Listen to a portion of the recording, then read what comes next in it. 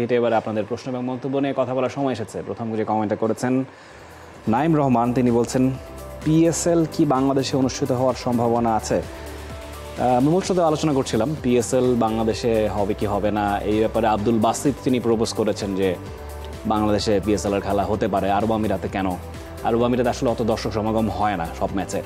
বাংলাদেশে on the contrary PSL হলে কিন্তু দর্শকের কমতি হবে না, যেহেতু অনেক তারকা প্লেয়ার পিএসএল এর টিমগুলোতে খেলে থাকেন এবং বাংলাদেশে পিএসএল নিয়ে ক্রেজও আছে ভালো। তো মনে হয় না সম্ভাবনা এই মুহূর্তে আছে বলে, কারণ পিসিবি অলরেডি ঘোষণা করে দিয়েছে পাকিস্তানেই তারা পিএসএল এর বাকি 8টি ম্যাচ আয়োজন করতে চায়। সো খুব একটা সম্ভাবনা নিশ্চয়ই নেই। সেটাই হয়তোবা। এবং পরের কমেন্টে আমরা যে এমডি তানভীর হাসান, তিনি বলছেন যে ভাই এশিয়া কাপ কিংবা ইন্ডিয়া যদি বাংলাদেশ সফর বাতিল করে তাহলে কি বাংলাদেশ চাইলে 3 বা 4 জাতিকে নিয়ে কোনো সিরিজ আয়োজন করতে পারে কিনা ঘরের মাঠে? এশিয়া কাপ আসলে ইন্ডিয়াতে হওয়ার কথা সেপ্টেম্বরে, এবং ইন্ডিয়া সিরিজ তার আগে। ইন্ডিয়া সিরিজে বাংলাদেশ আসবে কিনা সেটা নিশ্চিত নয়। ইন্ডিয়া অলরেডি এখন থেকে গড়িমসি করছে যে তারা এই সিচুয়েশনে আসতে চায় না, যদিও আসলে সিচুয়েশনটা আমি দেখি বাংলাদেশেই বেটার। তারপরও আসলে তারা আসতে চায় না। এবং ইন্ডিয়াতে এশিয়া কাপ আছে, সেখানে আবার পাকিস্তান নিশ্চয়ই যেতে চাইবে না। ফলে সব মিলিয়ে এটা নিউট্রাল ভেন্যু ডিমান্ড করেছে। তাদের সাথে তো লাস্ট চ্যাম্পিয়ন্স ট্রফিতেই কথা হয়েছে যে যেহেতু তোমরা এই হাইব্রিড মডেলে যেতে যাচ্ছ, আমরা হাইব্রিড মডেলে যাবো, শ্রীলঙ্কায় গিয়ে খেলবো, শ্রীলঙ্কায় গিয়ে হয়েছিল। এখন যে পরিস্থিতি তাদের সেটাও হবে কিনা এটা কোনো আর কি। তবে মানে এই টুর্নামেন্টটা হওয়া দরকার আসলে। এশিয়া কাপটা অন্তত বাংলাদেশের জন্য কিন্তু দেখেন একটা বড় টুর্নামেন্ট রাফি। মানে আমরা ওই যে 2012 এশিয়া কাপের ফাইনালে ওঠার পর থেকে আমরা সবসময় এশিয়া কাপে ফাইনালে উঠেছি, ভালো করেছি, অনেক স্বপ্ন দেখিয়েছে এশিয়া কাপ, হাসিয়েছে, কাঁদিয়েছে। তবে আবারও আশা করবো যে এশিয়া কাপটা হবে এবং বাংলাদেশ বেটার ক্রিকেট খেলবে। এখানে তানভীর হাসান একটা ভালো কথা বলেছেন যে 3 জাতি 4 জাতি নিয়ে অন্য কোনো সিরিজও আয়োজন করা যায় কিনা। দেখুন বাংলাদেশ সবশেষ ট্রাই নেশন সিরিজ কবে খেলেছে আপনার মনে আছে? অনেকদিন কিন্তু গোটা ওয়ার্ল্ডেই খুব বেশি ট্রাই নেশন সিরিজ হয় না। আগে কিন্তু অস্ট্রেলিয়াতে আমার মনে আছে কমনওয়েলথ সিরিজ, ভিভি সিরিজ এগুলো হতো, এখন কিন্তু অনেকখানি কম। বাংলাদেশ 2019 ওয়ার্ল্ড কাপের আগে আয়ারল্যান্ডে গিয়ে ট্রাই নেশন সিরিজ খেলেছিল, আয়ারল্যান্ড এবং ওয়েস্ট ইন্ডিজের বিপক্ষে। তো এরপর থেকে খুব কম ট্রাই নেশন সিরিজ হচ্ছে। একটা তো ট্রাই নেশন সিরিজ হলেও বন্ধ হয় না। আমার মনে হয় ফ্র্যাঞ্চাইজি ক্রিকেট এত বেড়ে গিয়েছে, বা টি20 ওয়ার্ল্ড কাপটাও 2 বছর পর পর হচ্ছে, চ্যাম্পিয়ন্স ট্রফি হচ্ছে, ওয়ার্ল্ড কাপ হচ্ছে, অনেক ব্যস্ত সময় আসলে, বা দলগুলো খুব একটা আগ্রহী না হয়তো ট্রাই নেশন সিরিজ করতে। পরের কমেন্টে যাব, পথহারা পথিক তুষার, তিনি বলছেন ধন্যবাদ বিসিবি ও টি স্পোর্টস আমাদের বাংলাদেশ এ দলের খেলা লাইভ দেখার সুযোগ করে দেওয়ার জন্য। আশা করি ভবিষ্যতে আরও ভালো কিছু দেখতে পাবো। তার পাশাপাশি একটা আশা, দেশের সকল লাইভ করা স্পোর্টস প্রতিষ্ঠানকে এক করে কাজ করবে বিসিবি টিভি বা টি স্পোর্টস 2 টিভির জন্য। আশা করি ভবিষ্যতে এমন কিছু দেখতে পাবো। আপনাকেও ধন্যবাদ পথহারা পথিক তুষার আমাদের সঙ্গে থাকার জন্য। টি স্পোর্টসে অনেক খেলা কিন্তু একযোগে চলছিল। কিছুদিন আগে পিএসএল আইপিএল দুটোই টি স্পোর্টসে দেখানো হচ্ছিল। তারপর দেখুন সবশেষ বিপিএল ডিপিএল, এবারে যে এ দলের খেলা, ইমার্জিং টিমের খেলা, বাদ যাবে না একটি শিশুর মতো, বাদ যাবে না কোনো খেলাই। তো টি স্পোর্টসের পর্দায় আর ভবিষ্যতেও ইন ফিউচার এরকম খেলা চলতে থাকবে। সবসময় টি স্পোর্টসের সঙ্গে দর্শকরা থাকবেন, এই আশা আমরা করতে পারি। অ্যাবসলিউটলি। এবং সব খেলা দেখতে এখানেই আপনারা চোখ রাখবেন, আমাদের সঙ্গে থাকবেন। পরের কমেন্টে যদি যাই, তাসিন মাহবুব, তিনি বলছেন বিজয়, নাইম, ইয়াসির রাব্বিদের নিয়ে 2027 বিশ্বকাপের পরিকল্পনা করা উচিত, কি মনে করেন? বিজয়, নাইম আসলে 3টা টুর্নামেন্টে ভালো করেছেন, এনসিএল থেকে ঢাকা লিগ, বিপিএল। তবে এ দলের হয়ে যে একটা সুযোগ তাদের আসলে লাস্ট স্টেপ ছিল যে ন্যাশনাল টিমের দরজাটায় করা নাড়ার জন্য, সেটা হচ্ছে যে যতই এ দলের আপনি খেলেন কিন্তু এটা আসলে ইন্টারন্যাশনাল একটা ভাইব দেয়, অন্য একটা দেশের সাথে আপনি খেলছেন, ডিফারেন্ট বল গেম। ফলে সেই জায়গায় পারফর্ম করাটা জরুরি ছিল বিজয় নাইমের ক্ষেত্রে। যেই সুযোগগুলো তারা হারিয়েছেন, 3টা ম্যাচই খেলেছেন দুজনে, কিন্তু কেউই আসলে একটা হাফ সেঞ্চুরিও করতে পারেননি 6 ইনিংস। এবং আরেক ওপেনার পারভেজ হোসেন ইমন, তিনিও 2টা ম্যাচ খেলেছেন। ফলে 3 ওপেনার মিলে 8টা ম্যাচ খেলে, 8টা ইনিংস খেলে কেউই একটা হাফ সেঞ্চুরি করতে পারেননি। ফলে এইটা হয়তো বা খানিকটা হতাশ করবে। তবে নাইম শেখের কথা স্পেশালি বলতে চাই, তিনি আসলে যেই অ্যাপ্রোচে ব্যাটিং করেছেন এবারে ডিপিএলে কিংবা এনসিএলে, বিপিএলে, সেটা অনেকটাই আলাদা। এবং তার মানসিকতা একটা পরিবর্তন এসেছে বলে দেখা যাচ্ছে। ফলে হয়তোবা সুযোগ পাবেন বিজয় নাইমরা আরও 1-2টা ম্যাচে অন্য কোথাও কিংবা বিজয় তো টেস্ট দলেও ডাক পেলেন, টেস্টও খেললেন, নাইম শেখও নিশ্চয়ই আরও সুযোগ পাবেন, এবং ইয়াসির রাব্বির কথা বলছেন। ইয়াসির রাব্বি বেশ ভালোভাবে কিন্তু এগিয়ে যাচ্ছিলেন, তবে তার একটা ইনজুরি মাঝে তিনি অনেকটা সময় একেবারে বাইরেই ছিলেন। এবারে ডিপিএলে মোটামুটি ভালো করেছেন, এ দলের বিপক্ষে গতকালকে ম্যাচটাতেও ভালো করেছেন।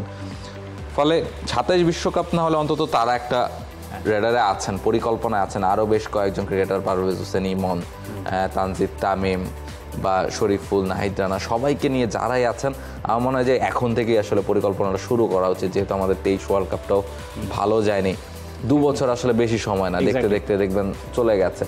ফলে পরিকল্পনা আমাদের আসলে শুরু করা উচিত। বলতাম যে মাত্র 2027 বিশ্বকাপ কিন্তু অনেক দূরের কোনো পথ না, মানে মাত্র 2 বছর সময় বাকি আছে। এবং যাদের কথা বললেন এই কমেন্টে, এরা কিন্তু আর ইয়াংস্টার না, মানে এনামুল বিজয়, হি ইজ 30+, নাইম শেখ অনেকদিন ধরে ন্যাশনাল টিমে খেলছেন, ইয়াসির রাব্বির ডেবিউটাও অনেক আগেই হয়েছে।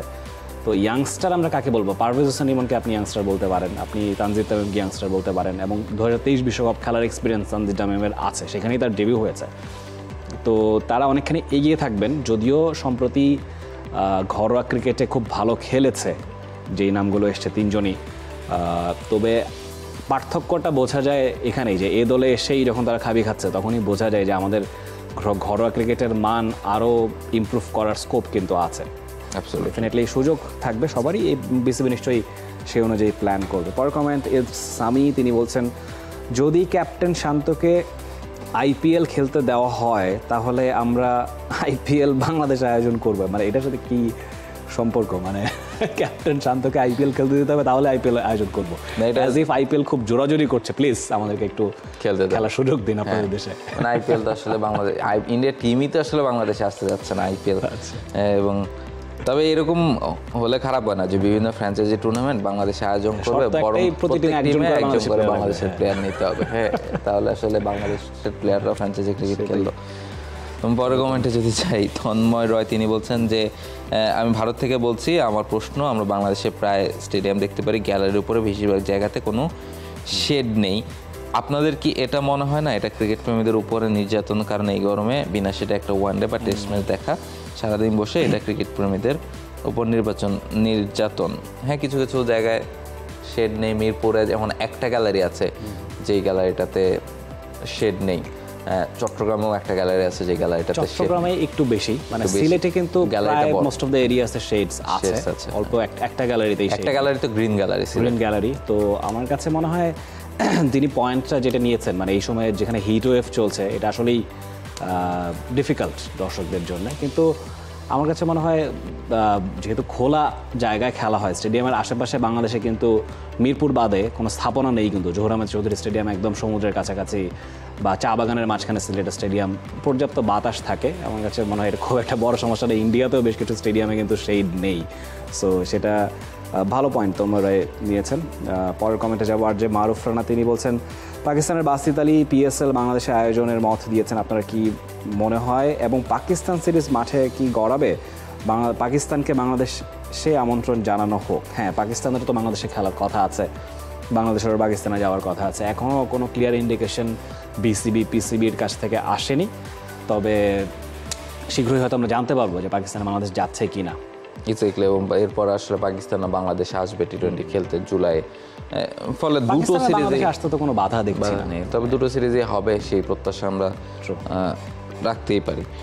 পরের কমেন্টে যে এমডি আরিফুল ইসলাম মুন্না বলছেন, আমার মতে আরব আমিরাতের বিপক্ষে বেঞ্চে থাকা প্লেয়ারদের সুযোগ দেওয়া উচিত, যারা দীর্ঘদিন ধরে সুযোগ পাচ্ছে না তাদের খেলানো উচিত। লিটন, হৃদয়, মুস্তাফিজ, রিশাদ, নাহিদ, তাদেরকে বিশ্রাম দিয়ে। আমি খুব একটা একমত না। আমার কাছে মনে হয় যদি পাকিস্তানে খেলা হয় তাহলে আরব আমিরাতে অবশ্যই ফুল ফ্লেজেড টিমকে খেলানো উচিত, কারণ আপনি আরব আমিরাতে যাচ্ছেন কিন্তু মূলত পাকিস্তানের প্রিপারেশন হিসেবে। সেখানে একটা conditioning camping, similar condition, similar wickets, তো সেখানে আপনি আপনার মূল প্লেয়ারদের খেলাবেন না, নিশ্চয়ই খেলাতে হবে। আর যদি পাকিস্তানে কোনো কারণে সিরিজ পোস্টপন হয়ে যায়, সেক্ষেত্রে এটা করা যেতে পারে যে বেঞ্চে থাকা প্লেয়ারদের একটা অপরচুনিটি দেওয়া। আরব আমিরাত তো অপেক্ষাকৃত কম শক্তিশালী দল, তো সেটা করা যেতেই পারে, এক্সপেরিমেন্ট। অ্যাবসলিউটলি। এবং এমডি সাজ্জাদ, তিনি বলছেন যে বাংলাদেশে অধিনায়কত্ব করা কঠিন, বলেছেন কোচ সালাউদ্দিন। এক্ষেত্রে আমাদের সমর্থকদের উচিত ক্যাপ্টেনের পাশে থাকা। আসলেই বাংলাদেশে অধিনায়কত্ব করা কঠিন, প্রথমত একটা চাপ থাকে পারফর্ম করার, সেটা তো সব ক্যাপ্টেনেরই থাকে। বাংলাদেশে হচ্ছে মাঠের বাইরের অনেক চাপও ক্যাপ্টেনকে সামলাতে হয়, প্লেয়ারদের আগলে রাখার একটা ব্যাপার থাকে, যেটা আসলে অন্য দেশে অতখানি চাপ থাকে না। অন্য দেশে বোর্ড বা পারিপার্শ্বিকতা সবকিছু চেষ্টা করে যে ক্যাপ্টেনকে ইজি করে দিতে ওয়েটা, যে ক্যাপ্টেন জাস্ট খেলায় ফোকাস করুক। কিন্তু এখানে আসলে আশেপাশের অনেক কিছু নিয়েও ক্যাপ্টেনকে চিন্তা করতে হয়, এবং সেই জায়গা থেকে একটা চাপ তো নিশ্চয়ই থাকে, ফলে কাজটা নিশ্চয়ই কঠিন। একটা ছবির কথা মনে করিয়ে দিই, প্যাট কামিন্স ভারতের মাটিতে বিশ্বকাপ জিতেছেন, জিতে অস্ট্রেলিয়ায় ফিরলেন, শুনশান বিমানবন্দর, কেউ নেই। এটাই প্রমাণ করে যে তারা কতটা প্রেশারলেস সিচুয়েশনে থাকেন। দে ডোন্ট ইভেন কেয়ার যে কী হচ্ছে না হচ্ছে। হ্যাঁ, জিতেছো, ভালো হয়েছে, we are happy about that's it. হেরেছো, প্যারা নেই, পরের তুমি যে ইভেন্ট আছে সেখানে তুমি ভালো করো। তো ওই সিচুয়েশনটা বলে দেয় যে আসলে প্রেশারলেস থাকলে কিন্তু অ্যাচিভমেন্টও আসে। প্যাট কামিন্স বলুন বা ইংল্যান্ডের ক্যাপ্টেনদের কথা বলুন, তারা কিন্তু অতটা সাবকন্টিনেন্টেই বেশি, তার মধ্যে আমার মনে হয় বাংলাদেশেই সবচেয়ে বেশি, এবং আমি কোচ সালাউদ্দিনের সঙ্গে আমি একমত এক্ষেত্রে। পরের কমেন্টে যাব, সবশেষ কমেন্ট হায়দার আলী ভুইয়া ফাহাদ, তিনি বলছেন বাংলাদেশ পাকিস্তান সফরের আপডেট কি আদৌ কি যাওয়া সম্ভব, সেটা নিয়ে আলোচনা হয়েছে। অসম্ভব কিছুই না। পাকিস্তানে যদি সিচুয়েশন ইমপ্রুভ করে, বিসিবি যদি সেটাকে সেফ একটা লোকেশন মনে করে, হতেই পারে। আর বাংলাদেশ টিম তো আরব আমিরাতে আছেই, যাবেই ইনফ্যাক্ট। তো এমনও হতে পারে যে পাকিস্তান হয়তো বা শেষমেশ যদি পরিস্থিতির ইমপ্রুভ না হয়, হয়তো তারাই আরব আমিরাতে গিয়ে খেলতে পারে। তো বলবো তো পাকিস্তানের হোম ভেন্যু আরব আমিরাতই ছিল মাঝখানে, যখন ক্রিকেটটা সেই দেশে নির্বাসিত ছিল। তো মনে হয় খেলা হবে, মানে যেখানেই হোক না কেন পাকিস্তানে আরব আমিরাতে ম্যাচ আমার মনে হয় না পোস্টপোন করবে বলে সিরিজটা। অ্যাবসলিউটলি, আমরা প্রত্যাশা করবো খেলাগুলো অন্তত হোক, কারণ এশিয়াতে এই মুহূর্তে আসলে আগামী কয়েক মাস বেশ ব্যস্ত সূচি। পাকিস্তানের সাথে বাংলাদেশের খেলা, পাকিস্তান আবার বাংলাদেশে আসবে, মাঝে বাংলাদেশ শ্রীলঙ্কা যাবে, ইন্ডিয়ার বাংলাদেশে আসার কথা, এশিয়া কাপ হওয়ার কথা। সব মিলিয়ে এই ম্যাচগুলো যদি হয়, আসলে এই সাবকন্টিনেন্টের যে ক্রিকেট খেলাটা দর্শকদের জন্য একটা বড় পাওয়া, ক্রিকেটারদের জন্য একটা ব্যস্ত সূচি। সব কিছুই আমরা আসলে উপভোগ করতে চাই, দেখতে চাই, আপনাদেরকে দেখাতে চাই, সব আপডেট জানাতে চাই। সে কারণে চোখ রাখবেন টি স্পোর্টসের পর্দায়। For more updates, subscribe to our YouTube channel and click on the bell icon. Follow us on Facebook and Instagram. Download T-Sports app to enjoy exciting games and highlights. Visit tsports.com.